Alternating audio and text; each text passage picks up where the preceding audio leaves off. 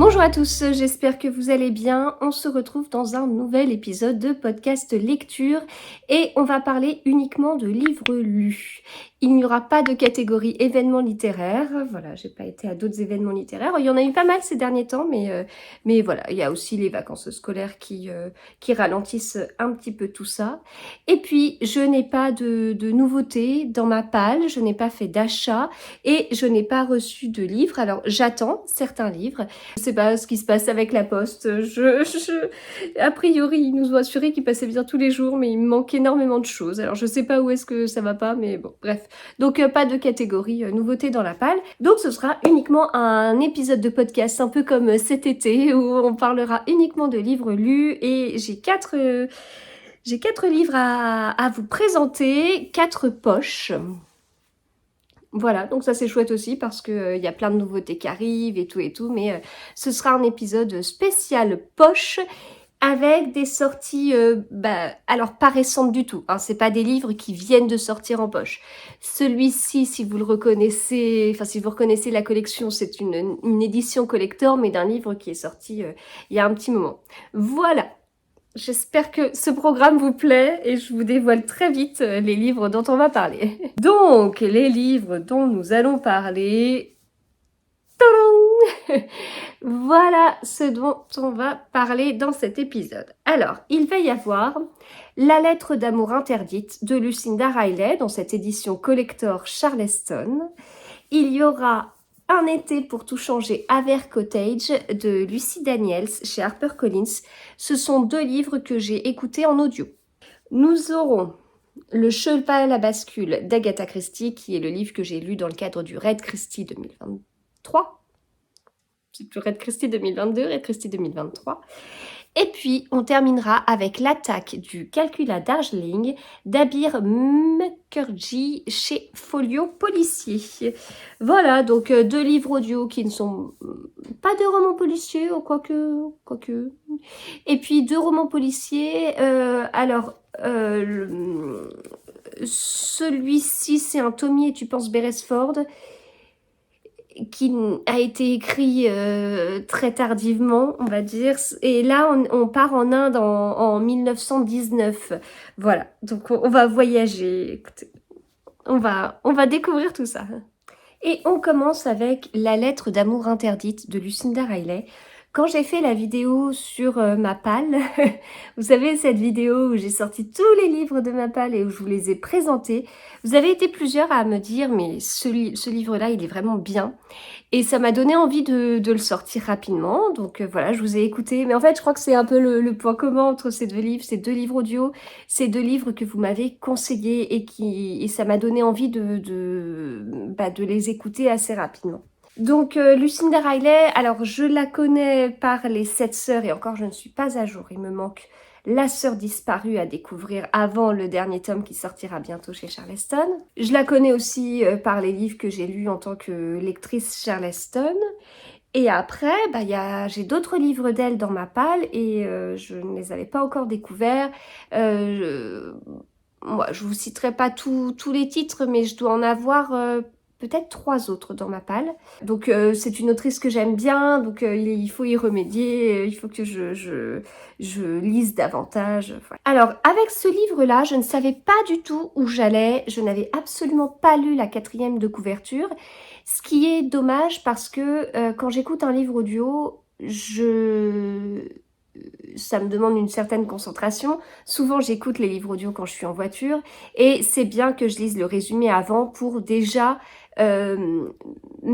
commencer à m'installer dans l'histoire. Voilà, ça m'aide. À la limite, quand j'écoute un livre audio, il faut systématiquement que je lise le résumé avant, contrairement à quand je lis un livre papier, où là, je lis rarement les résumés. Alors, parfois, en vidéo, je vous lis les 4e de couverture, et donc, quand je reçois le livre, et donc, quand je passe à la lecture du livre, eh bien, je me souviens, grosso modo, alors, soit je me souviens du sujet, soit je me souviens de mon avis, où je me souviens juste, ah oui, j'avais lu la 4e de couverture, et je me rappelle que ça me tentait bien. Enfin, voilà, ça peut être juste ça. Mais voilà, donc ce livre, avant de rentrer vraiment dans le vif du sujet, ce livre audio, il m'a permis de me raccrocher au livre audio alors que je perdais un petit peu en concentration ces derniers temps. Et avec ce livre, je me suis vraiment accrochée au truc. Euh, j'avais commencé le livre audio sans être forcément très attentive. Et je passais à côté, donc je l'ai recommencé. Je me suis davantage accrochée, je me suis davantage concentrée.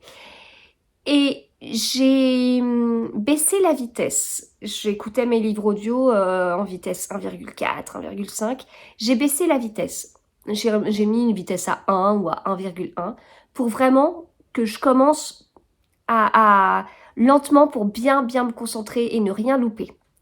Ça m'a aidé, vraiment, ça m'a aidé à me mettre dedans.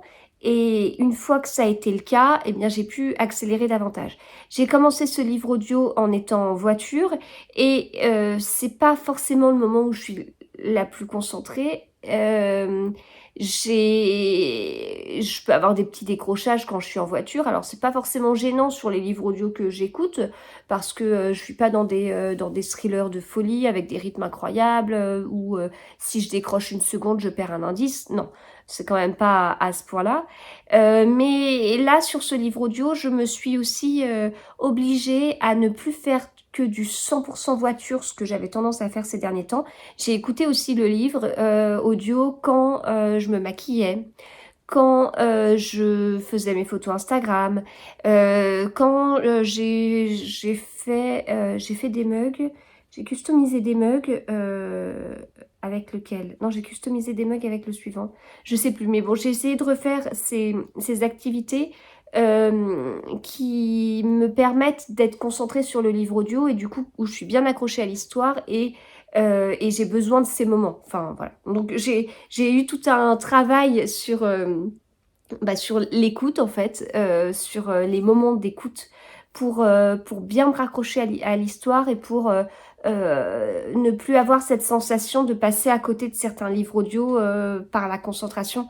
Ce qui pouvait un peu m'arriver ces derniers temps et comme ça m'agaçait, j'écoutais plusieurs fois le même passage, etc. Voilà.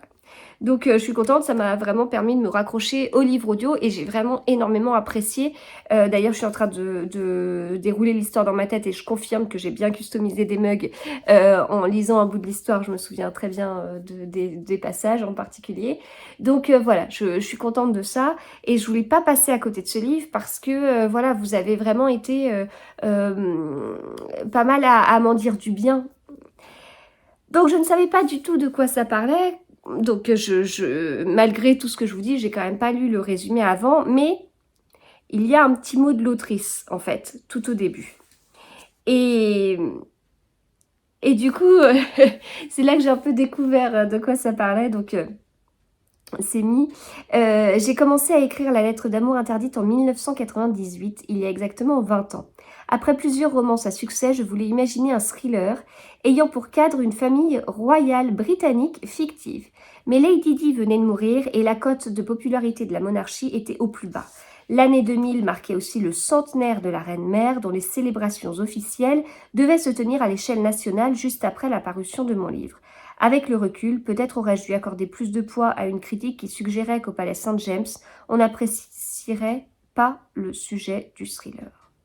Voilà, et ça continue comme ça. Et donc, si vous voulez, j'avais pas lu le résumé. J'écoute les premières, les premières lignes, les premières minutes du livre. Et là, je me suis dit, ah ouais, ah oui, d'accord, ok. Donc, thriller, famille royale britannique fictive. Ah ouais, ça va envoyer du lourd, quoi. Voilà, donc j'ai été bien accrochée par l'histoire. Du coup, j'ai pas voulu me laisser distancer. Je découvre le nombre de pages qui est de 660, qui est beaucoup plus important que ce à quoi je m'attendais. On est bien dans ce livre, on est bien. Je m'attendais pas à 660 pages parce que... je vais pas dire que ça m'a paru trop court, mais... vraiment, on est bien. On a une histoire assez étoffée, mais on n'a pas 50 000 personnages, on ne se perd pas. Donc le format audio en fait passe bien. On suit notamment Johanna Aslam, qui est journaliste. Alors elle est envoyée sur plusieurs sujets, dont les funérailles de Sir James Harrison, qui est une pointure dans le cinéma. Et en fait, il vient de décéder, mais il avait 95 ans. Je lis plus ou moins la quatrième, vous l'avez compris. Et bon, du coup, Johanna, elle est dans tout ça, elle est journaliste, elle aime bien gratter 2-3 trucs, elle va découvrir des petites choses, elle va notamment faire la connaissance de la famille de Sir James Harrison, notamment sa petite-fille et son petit-fils, et aussi l'arrière-petit-fils d'ailleurs. Et voilà, c'est vraiment intéressant, il va y avoir des secrets de famille et tout. Mais il n'y a pas que des secrets de famille, il y a beaucoup de secrets. Les personnages qu'on voit, ils ont beaucoup de secrets. Et voilà, on va avoir plein de choses comme ça. Et puis le dénouement, le final est très chouette. Donc il était très très chouette, il était vraiment bien. Et donc je vous le conseille en audio, mais comme je vous dis, voilà, ne faites pas que de la voiture. Hein. Faut avoir vraiment des moments de concentration avec ce livre. Faut pas passer à côté parce qu'il est vraiment très très chouette. Et puis cette édition, elle est trop trop belle. Voilà, donc la lettre d'amour interdite de Lucinda Riley que je vous conseille totalement. Alors, je passe à Un été pour tout changer à Vert Cottage de Lucy Daniels, paru chez HarperCollins. C'est le premier tome d'une série Feel Good. C'est un livre que j'ai écouté via Audible. Donc, je suis abonnée à Audible et ça fait partie de mon abonnement, en fait. C'est un livre gratuit dans l'abonnement. Donc si vous voulez vous abonner, j'ai des liens dans ma barre d'infos, selon si vous êtes abonné à Amazon Prime ou pas. Vous avez compris, c'est le service de livre audio par Amazon. Du coup, il y a beaucoup de choix hein, via Audible. Et c'est assez appréciable que celui-ci soit gratuit. Et je l'ai écouté là au mois de février.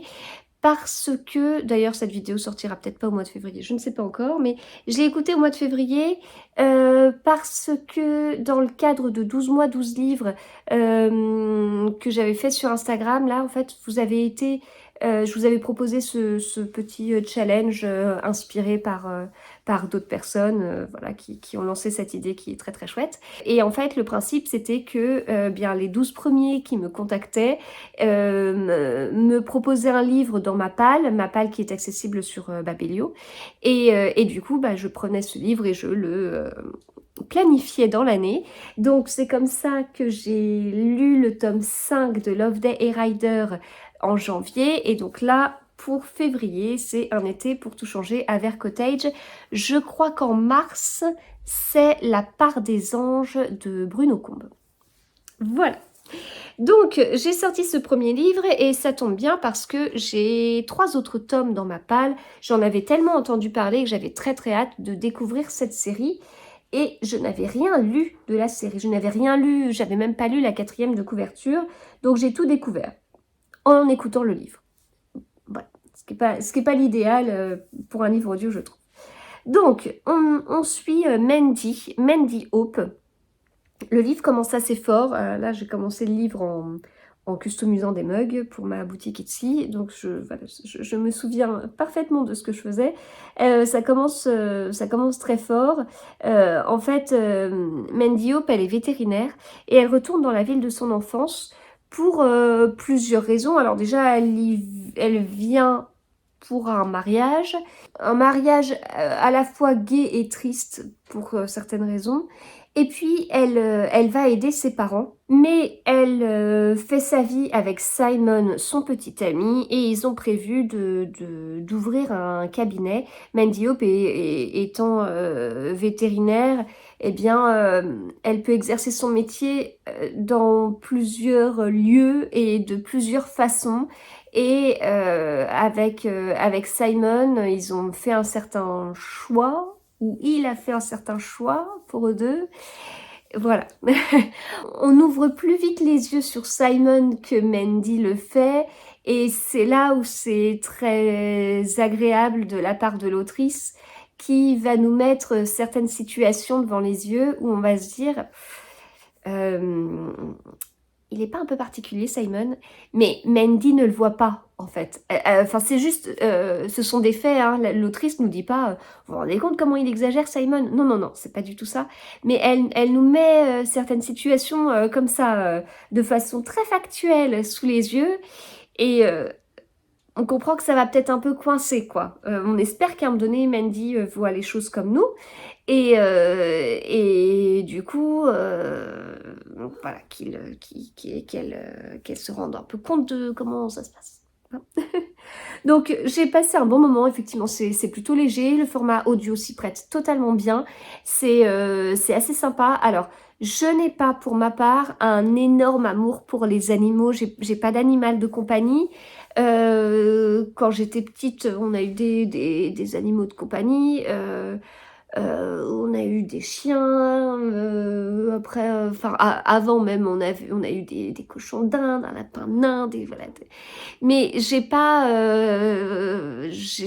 mais actuellement je n'ai absolument pas d'animal de compagnie et j'en ressens pas un besoin. Et mon mari est plutôt comme moi, voilà. Donc j'ai pas cet amour incroyable pour les animaux qui m'aurait peut-être fait davantage apprécier ce premier tome. Je vais continuer, voilà, je vais continuer parce que je me suis attachée à Mandy, j'ai bien aimé son parcours dans ce premier tome. J'aime bien aimer les personnages et tout ça, mais je pense que voilà, j'aurais pu avoir le petit truc en plus si, si j'étais absolument fan des animaux. Et voilà, il y a des scènes très précises, hein, vraiment. Et voilà, il y a vraiment des choses, on voit avec beaucoup de détails comment ça se déroule. Si vous n'avez pas encore découvert cette série, allez-y, c'est plutôt chouette, c'est plutôt agréable. Voilà, la couverture est très très belle. Je continue avec Le Cheval à bascule d'Agatha Christie, qui est le livre que j'ai lu dans le cadre du challenge Red Christie 2023. Donc là, pour le Red Christie 2023, on s'est mis à deux pour réfléchir au livre qu'on souhaitait lire dans le cadre de ce challenge avec Emmanuel de Fox and Knit. Et c'était très chouette de réfléchir à deux. Enfin, en plus, on avait eu les catégories et tout en avant-première. Enfin voilà, c'était très très sympa de réfléchir à tout ça, de chercher ce qui pouvait bien tomber dans les catégories. Et du coup, ce livre, eh bien, j'étais très contente de le lire parce que je ne l'avais jamais lu. C'était même pas... Enfin, vous savez, je participe aussi à un challenge sur Babelio qui consiste à chroniquer tous les Agatha Christie. Et pour ma part, je les lis ou relis depuis juillet 2019, depuis que Livre de Poche a sorti les nouvelles couvertures, parce à cette occasion, ils ont fait un petit challenge mensuel avec les livres d'Agatha Christie, et puis suite à ça, j'ai créé mon propre challenge, et puis ensuite, je me suis greffée au Red Christie organisé par eh bien, le compte officiel d'Agatha Christie, enfin voilà. Mais Le Cheval à bascule, c'est même pas un livre, donc c'est pas un livre que j'ai lu depuis juillet 2019, sinon je l'aurais pas relu, et c'est pas un livre que j'avais lu même avant. Il faut savoir que depuis que je lis les livres, que je relis les livres depuis juillet 2019, il y en a certains que je lis pour la 3e ou 4e fois. Hein. Mais le principe, c'est ensuite de donner mon avis et puis de bien mettre ça sur Babelio. Donc je joue le jeu, c'est très rigolo. Mais voilà, pour certains, c'est vraiment pas des découvertes. Hein.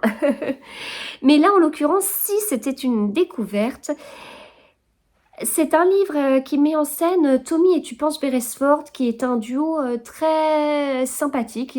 C'est un couple qu'on a vu dans plusieurs livres d'Agatha Christie, dans des romans, mais aussi dans des nouvelles, avec Le crime est notre affaire, c'est le tome 2, et le tome 1, c'est Associé contre le crime. Voilà, on a Associé contre le crime est notre affaire, mais voilà, on les voit dans d'autres romans, N ou M, etc. Voilà, c'est un duo très sympathique et ça nous donne des Agatha Christie assez différents de ce qu'elle peut écrire quand elle met en scène Hercule Poirot ou Miss Marple. Parce que quand il y a Hercule Poirot et Miss Marple, le rythme est quand même un petit peu lent. Voilà. Alors, ça ne me dérange pas, on est dans de la réflexion, on a des indices, on a d'autres choses qui nous alimentent. Là, le rythme est plus rapide, on est un peu sur des romans d'aventure, on a on a un côté policier, mais on est presque sur des romans d'espionnage. Voilà, c'est vraiment différent. Autant dans les Hercule Poirot et les Miss Marple, Agatha Christie va peu parler de la situation du pays, du contexte politique, des différentes guerres. Là, c'est assez marqué parce que on va avoir affaire à des espions, donc soit des espions pendant la Première Guerre mondiale, soit pendant la Seconde Guerre mondiale, voilà. Donc à chaque fois qu'il y a Tommy et tu penses Beresford, il y a un côté aventure et c'est assez atypique dans ce qu'Agatha Christie peut écrire. Et en même temps, moi, ce que j'aime d'Agatha Christie, ce sont ses romans policiers classiques avec Hercule Poirot. Vraiment, c'est ce que je préfère. Mais c'est pas non plus 100% de son œuvre. Enfin, elle a quand même écrit des choses très très différentes et tout n'est pas excellent. Tout n'est pas excellent. Mais il y a du très très bon. Il y a vraiment du très très bon, quelle que soit la catégorie. Quand on a Ils étaient 10, qui est pour moi d'un rythme incroyable, un vrai thriller, enfin voilà, il est excellent avec un dénouement de folie. Et à côté de ça, on a Le meurtre de Roger Ackroyd avec Hercule Poirot. Voilà, on a deux livres qui sont très différents et je les adore. Et voilà, elle a montré qu'elle pouvait être excellente dans plusieurs catégories. Bon, celui-ci, ça ne l'a pas trop fait. Voilà. J'ai eu du mal à aller au bout. J'ai été au bout parce que c'était Agatha Christie, parce que c'était un livre que je lisais dans le cadre d'un challenge que j'organisais. Mais vraiment, c'était pas évident. Et une fois que je l'ai terminé, eh bien, il y avait une postface qui m'a permis de comprendre pourquoi je ne l'avais pas tant apprécié. Voilà, c'est le dernier livre que Agatha Christie a écrit. C'est non seulement le dernier roman dans lequel Agatha Christie a mis en scène Tommy et tu penses Beresford, mais c'est aussi le dernier roman qu'elle a écrit. Voilà, alors il y a plusieurs titres qui ont été proposés. Après, bon, on nous explique qu'il y a des clins d'œil à son enfance. Voilà, bon, il y a pas mal de choses. C'est un livre déjà, au premier abord, il m'a surpris quand je l'ai sorti de ma palle pour faire la photo, pour mettre sur Instagram, pour vous proposer la lecture commune. Il m'a surpris parce que il est épais. Les Agatha Christie sont pas si épais que ça. Là, on a quand même 280 pages. Les Agatha Christie, dans cette édition-là, ils font 230 pages, en fait. 230 pages, c'est quand même souvent ce qui revient dans les Agatha Christie. Donc déjà, par rapport à ça, c'était assez atypique. Et on aurait pu enlever 40 pages, vraiment. Le début commence très bien. On retrouve, enfin pour ma part, j'ai retrouvé, mais sinon on fait la connaissance de Tommy et tu penses Beresford, qu'on vieillit, hein, qui déménage et on assiste à des dialogues et au niveau des dialogues, c'est assez rythmé et tout. Et on entre très vite dans l'histoire, on retrouve leur personnalité à chacun. Et c'est très chouette. Il y a des mots dans la bouche de Tu penses Beresford qui me font tellement penser à Agatha Christie elle-même. Avoue-moi tout, tu penses. Tu étais déjà capable de lire à 8 ans? Oui, et même à 5. Tout le monde en était capable dans ma jeunesse. Je ne connais personne qui ait vraiment eu besoin d'apprendre à lire. Quelqu'un vous lisait des histoires à haute voix, et celle que vous aimiez le plus, vous repériez l'endroit où on les avait replacées dans la bibliothèque. Comme il n'était pas interdit d'en sortir les livres et d'y jeter un coup d'œil vous-même, vous finissiez par les lire aussi, sans souci des plaies, d'apprendre l'orthographe ou quoi que ce soit. Ce qui m'a d'ailleurs gêné plus tard parce que je n'ai jamais été capable d'écrire 3 lignes sans accumuler les fautes. Si on m'avait inculqué l'orthographe quand j'avais 4 ans, cela aurait mieux valu. Bien sûr, mon père m'a enseigné l'addition, la soustraction et la multiplication. Il prétendait que de tout ce qu'on peut apprendre dans la vie, la table de multiplication est la chose la plus utile, et aussi la division complète avec l'indication des restes partiels. Voilà, c'est Agatha Christie. Voilà. Donc, du coup, ce petit passage, je l'ai apprécié. Il est à la page 11, sachant que le livre commence à la page 9. Donc, voilà, il y a des petites choses comme ça. Et par la suite, ça devient un petit peu lassant parce que il y a vraiment un enchaînement de dialogues où parfois on aurait pu faire le ménage. Donc ça, moi j'ai apprécié parce que voilà, ça me fait penser à Agatha Christie qui a pas été à l'école, qui a appris beaucoup de choses par elle-même, qui aurait été très bonne élève, mais voilà, et qui faisait des fautes d'orthographe. Voilà, donc ça j'ai trouvé ça rigolo. Mais si vous n'avez pas le contexte, on se dit mais pourquoi passer autant de temps à parler de ça? Bon, et il y a d'autres moments où c'est le cas. Il y a vraiment des dialogues parfois qu'on ni queue ni tête. Il y a des répétitions. Donc, si c'est le dernier livre, est-ce qu'il n'a pas été sorti un petit peu à la va-vite, sans autant de corrections que les autres? Enfin, c'est un peu ce qui est plus ou moins suggéré à la fin. Donc, j'aurais préféré lire la postface au début pour me dire, ok, sois indulgente. C'est le dernier roman de ton autrice préférée. Elle a écrit tellement, parfois 3, 4 livres en une année, ce qui est dingue quand on voit actuellement les auteurs qui écrivent un livre par an. Après, il y a un énorme processus de correction, etc. Enfin voilà, il y a plein de choses. Hein. Je ne critique absolument pas les auteurs de maintenant, c'est possible qu'après ce soit tout le processus de l'édition. Et puis il y a peut-être beaucoup plus d'auteurs maintenant que ce qu'il y en avait à l'époque. Enfin, et donc, bon, voilà, il y a plein certainement d'explications, mais bon, voilà, Agatha Christie, il y avait du rendement, hein, il y avait quand même du rendement. Donc, peut-être que là, est-ce que la phase de réécriture, de correction existait autant? Est-ce qu'il aurait dû sortir en l'état? Je suis pas sûre. Donc, voilà, je suis un peu passée à côté, je l'ai pas abandonné, je l'ai lu, je le chroniquerai, mais je le chroniquerai pas très positivement. Donc si vous ne comptez pas lire tous les Agatha Christie, mais les meilleurs, ne lisez pas Le Cheval à bascule. Voilà. Et je termine avec un petit voyage dans le temps et un petit voyage géographique avec l'attaque du Calcutta Darjeeling d'Abir Mukherjee chez Folio Policier. Alors, ce livre, eh bien, je l'avais vu alors qu'on se baladait à Paris et plus précisément vers Notre-Dame et plus précisément vers Notre-Dame, hein, Saint-Michel, côté Gibert. Et je l'avais vu à l'étage des policiers et je m'étais dit, tiens, ce serait peut-être pas mal de découvrir un policier indien. Contexte, vraiment, on était début de l'année du coup 2022 et j'avais pas encore découvert la série de Pervin Mistry dont j'ai lu les 3 premiers tomes chez Charleston, qui est une sorte de cosy mystery indien. Donc voilà, je ne connaissais absolument pas ça et en plus ça se passe, là on est en 1919, voilà, ça se passe à peu près dans ces années-là.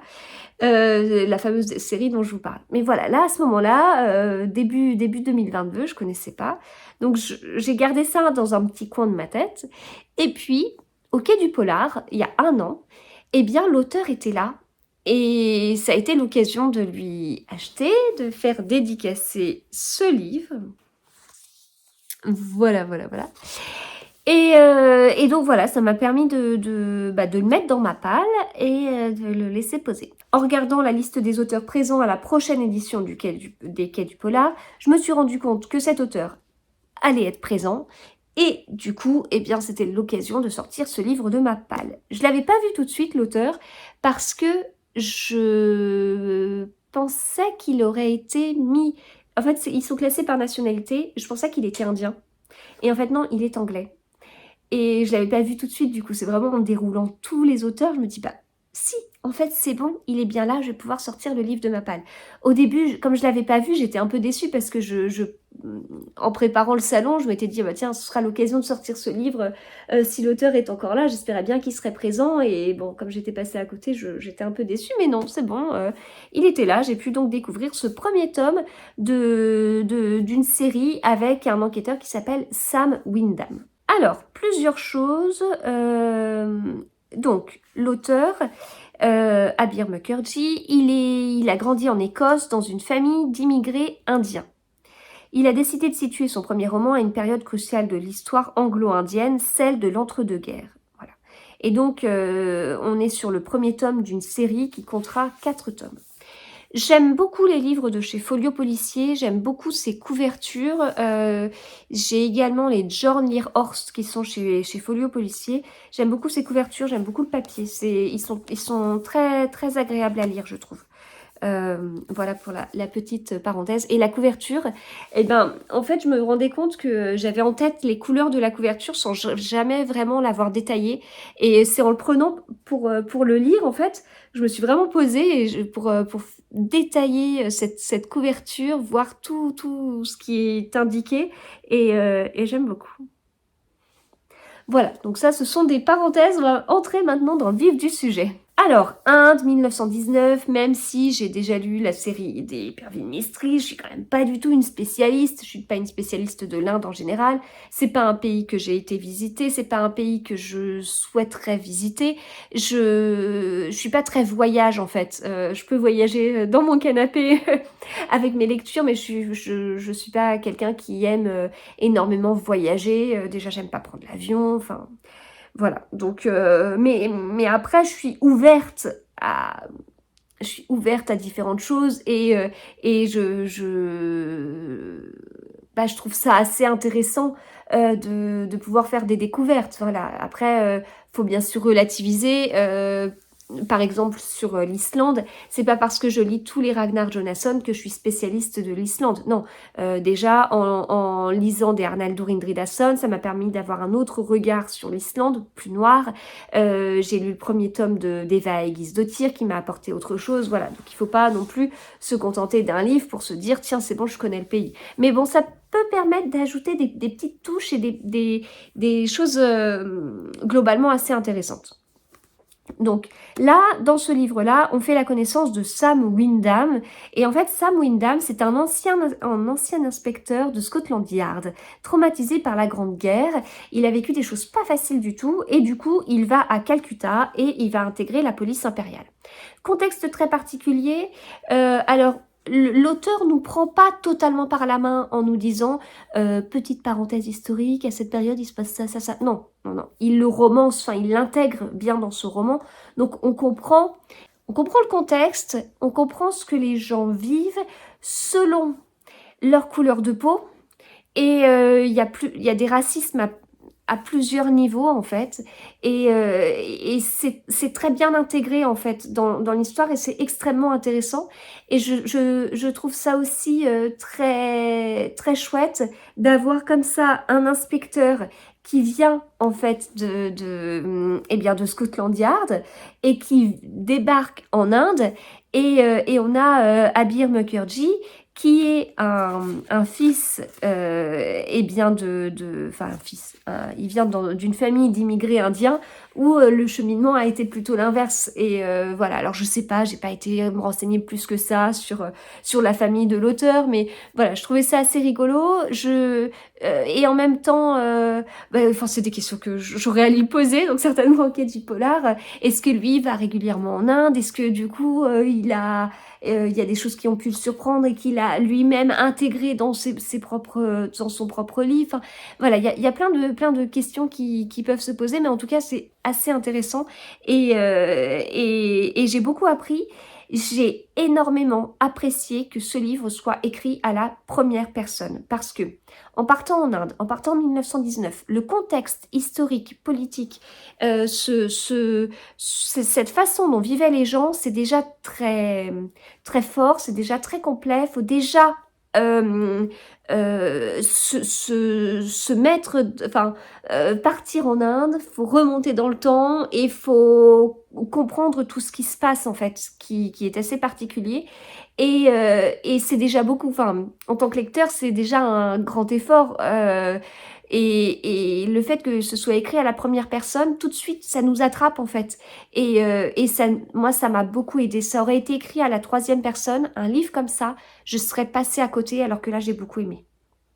Vraiment, j'arrête pas de parler de cette histoire de narration et compagnie, mais je trouve que dans des livres, c'est extrêmement fort, et là, c'est une très bonne idée. L'auteur est comparé à Ian Rankin, que je n'ai jamais lu, mais à Philip Kerr. Et je comprends un petit peu, je vais pas dire que son personnage principal de Sam Wyndham est une copie de Bernie Gunther, non. Il est quand même un petit peu plus optimiste. Il y a un petit peu plus de joie que chez Bernie Gunther, mais Je comprends, il y a des petites touches. Mais je trouve pas ce livre noir, je trouve pas sombre. J'ai beaucoup aimé la façon dont l'auteur raconte l'histoire. C'est vraiment, j'ai beaucoup aimé ce personnage en fait. Et tout de suite, il arrive à nous accrocher. Dès les premières lignes du livre, il arrive à nous accrocher, ce qui est pour moi un sacré pari parce que, comme je vous dis, il nous fait découvrir l'Inde en 1919. L'auteur, d'ailleurs, l'auteur a écrit en anglais, il a grandi en Écosse, etc. Je, encore une fois, c'est des questions que j'aimerais lui poser. Quelles étaient un peu ses intentions en écrivant ce livre? Mais en tout cas, c'est pas dit que son premier public soit des personnes qui connaissent parfaitement l'histoire de l'Inde. Et il a réussi à nous l'apporter sans qu'on ait à faire un grand effort. Et j'aime beaucoup. Enfin, non pas que je sois une grosse feignante, mais ce que je veux dire, c'est que ça aurait pu être un livre très complexe, très lourd à lire et tout, alors que pas du tout, pas du tout, pas du tout. Je vous lis juste les premières lignes et c'est là où je me suis dit c'est bon, je vais beaucoup aimer. Donc mercredi 9 avril 1919, premier chapitre. Au moins, il est bien habillé. Cravate noire, smoking, tout le tremblement. Si vous devez vous faire tuer, autant laisser de vous l'image la plus flatteuse. Donc là, c'est les 3 premières lignes. Déjà, on se pose quelques questions, si on veut se faire tuer, etc., etc. Puis en plus, il y a le vous, le côté où presque on nous prend à partie, quoi. Alors, façon de parler, mais il y a un côté, parce qu'on n'est pas en train de nous solliciter, de nous demander notre avis et compagnie, mais j'ai bien aimé déjà ce côté-là. Et puis après, on continue. La puanteur qui se plante dans ma gorge me fait tousser. Dans quelques heures, elle va devenir intolérable, assez forte pour retourner l'estomac d'un poissonnier de Calcutta. Je sors de ma poche un paquet de Capstan, j'en tapote une, je l'allume et j'inhale en laissant la fumée douce nettoyer mes poumons. La mort sent plus mauvaise sous les tropiques, comme la plupart des choses. Voilà. Et donc, après, on continue comme ça. Mais déjà, ça titille la curiosité, en fait. Je suis pas en train de faire une étude de texte. Je me reconvertis pas du tout en professeur de français. Il y aurait beaucoup d'autres choses à dire sur cette partie-là. Mais c'est pour vous dire comment moi, en tant que lectrice lambda, les petites choses qui, dès les premières lignes, m'ont fait dire... c'est pas mal. Un humour un peu noir, des petites réflexions comme ça, il y en a pas mal tout au long du livre, porté du coup par le personnage principal, par notre Sam Wyndham, dont on fait la connaissance au fur et à mesure. C'est fait de façon, j'allais dire intelligente, mais c'est pas fait de façon scolaire. On n'a pas une fiche de personnage en nous disant Sam Wyndham, il a tel âge, il vient tel endroit. Non, on va savoir petit à petit sa vie, on va connaître petit à petit ses blessures, etc.